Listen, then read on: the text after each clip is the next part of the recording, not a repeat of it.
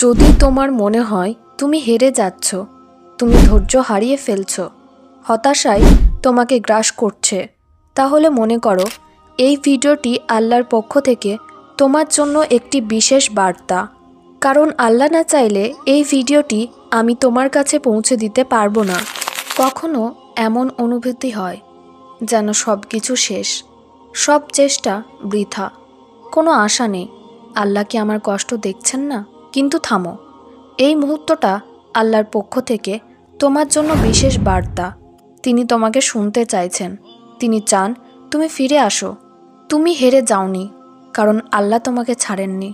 তুমি কি জানো, তোমার মন যখন ভেঙে যায় তখন আল্লাহ তোমার কত কাছে থাকেন? এখন যদি তুমি কষ্টের মধ্যে থাকো, তাহলে বুঝে নাও এটি একটি পরীক্ষা, এবং পরীক্ষার পর ফলাফল অবশ্যই আসবে।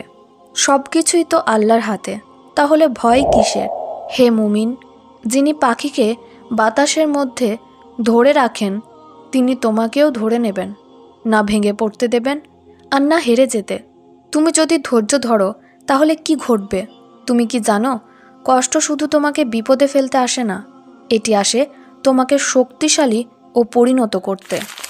বাস্তব জীবনের উদাহরণস্বরূপ ইউসুফ আলাইসাল্লাম নিজের ভাইদের দ্বারা কুফে ফেলে দেওয়া হয়েছিল, কিন্তু পরে রাজ্যের শাসক হয়েছিলেন। নবী হজরত মুহাম্মদ সাল্লাল্লাহু আলাইহি ওয়াসাল্লাম, তার জীবন শুরু হয়েছিল কষ্টের মধ্যে, কিন্তু তিনিই হয়েছেন ইতিহাসের শ্রেষ্ঠ মানুষ। তুমি হয়তো এখন কষ্ট পাচ্ছ, কিন্তু এই কষ্টই তোমাকে একদিন সাফল্যের চূড়ায় নিয়ে যাবে। তুমি কি জানো, যে ব্যক্তি আল্লাহর সাথে রয়েছে তার কোনো কিছুই হারানোর নয়। তার প্রতিটি পদক্ষেপে আল্লাহর রহমত বর্ষিত হয়। এমন সময় আসে যখন মনে হয় পৃথিবী তোমার বিরুদ্ধে, কিন্তু ঠিক তখনই আল্লাহ তোমার জন্য নতুন পথ তৈরি করেন। তোমার বিশ্বাস, তোমার ধৈর্য, এগুলোই আল্লাহর বিশেষ রহমত পেতে সাহায্য করবে। তুমি হারবে না, কারণ আল্লাহ তোমার সাথে আছেন। তার সাহায্য এবং দয়ায় তুমি একদিন বিজয়ী হবে। এই কঠিন সময়ই তোমার শক্তি এবং সাফল্যের প্রথম পদক্ষেপ। তুমি যদি মনে করো তুমি একা, তাহলে মনে রেখো আল্লাহ তোমার সবচেয়ে কাছের বন্ধু। তিনি তোমার হৃদয়ের চিন্তা জানেন এবং কখনো তোমাকে একা রাখবেন না। যে মুহূর্তে তুমি মনে করো সব কিছু শেষ, আল্লাহ তখনই তোমার জন্য নতুন এক শুরুর পথ তৈরি করে দেন। তার পরিকল্পনাকে বিশ্বাস করো, কারণ সেটি তোমার জন্য সেরা। কষ্টের মাঝে সৃষ্টির দ্যুতি লুকানো থাকে। যখন তোমার আত্মবিশ্বাস কষ্টের কারণে হ্রাস পায়, তখনই আল্লাহ তোমার জীবনে নতুন শক্তি নিয়ে আসেন। যদি মনে করো আমার কষ্ট কবে শেষ হবে, তাহলে মনে রেখো আল্লাহ সবচেয়ে ভালো সময়ে তোমার জীবন বদলে দেবেন। সেই সময়ের আগ পর্যন্ত তোমার ভরসা যেন একমাত্র আল্লাহর ওপর থাকে। তুমি জানো না তোমার কঠিন মুহূর্তগুলো কত বড় উপহার হয়ে আসবে তোমার জন্য। আল্লাহ তোমাকে প্রস্তুত করছেন এক বিশাল পরিবর্তনের জন্য। যে ব্যক্তির আল্লাহর উপর পূর্ণ আস্থা থাকে সে কখনো হেরে যায় না, কারণ আল্লাহ তার সফরে তার সাথে আছেন এবং আল্লাহর সাহায্যও তার সাথেই থাকবে। তুমি যত কঠিন মুহূর্ত পার করবে, ততই তুমি শক্তিশালী হয়ে উঠবে। এই পৃথিবীতে কোনো কষ্ট চিরকাল থাকে না, আল্লাহ তা অবশ্যই মিটিয়ে দেন। কঠিন সময় মানেই আল্লাহ তোমাকে শক্তিশালী করছেন। মনে রেখো, আল্লাহ যার অবস্থান উঁচু করতে চান তাকেই বেশি পরীক্ষা করেন। রাসূলুল্লাহ সাল্লাল্লাহু আলাইহি ওয়াসাল্লাম বলেছেন, আল্লাহ যখন কারো মঙ্গল চান তখন তাকে পরীক্ষায় ফেলেন। তোমার চিন্তাভাবনা ইতিবাচক হওয়া উচিত। তুমি যদি মনে করো আমার সব শেষ, কিছুই হবে না, তাহলে তুমি আল্লাহর কুদরতের সন্দেহ করছো। তুমি যদি মনে করছো আমি ব্যর্থ, আল্লাহ বলেন তিনি উত্তম পরিকল্পনাকারী। তুমি বলো আমার দোয়া কবুল হচ্ছে না, আল্লাহ বলেন আমি দোয়া কবুলকারী।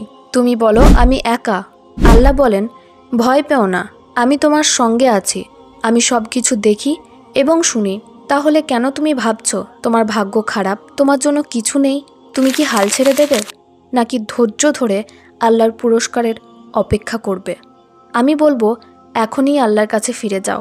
যদি মনে হয় তুমি হেরে যাচ্ছ, তাহলে এটিই তোমার জন্য আল্লাহর কাছে ফিরে যাওয়ার সময়। আল্লাহ বলেন আমাকে ডাকো, আমি তোমাদের ডাকে সাড়া দেব। তুমি জানো কি ভালো সময় আসার আগে কিছু বিশেষ ইশারা পাওয়া যায়? আল্লাহ ভালো সময়ে ইশারা কিভাবে দেন? 1. হঠাৎ মন শান্ত হয়ে যায়। 2 নতুন কোনো সুযোগ চলে আসে। 3 তুমি ভালো কাজের প্রতি আগ্রহী হয়ে যাও।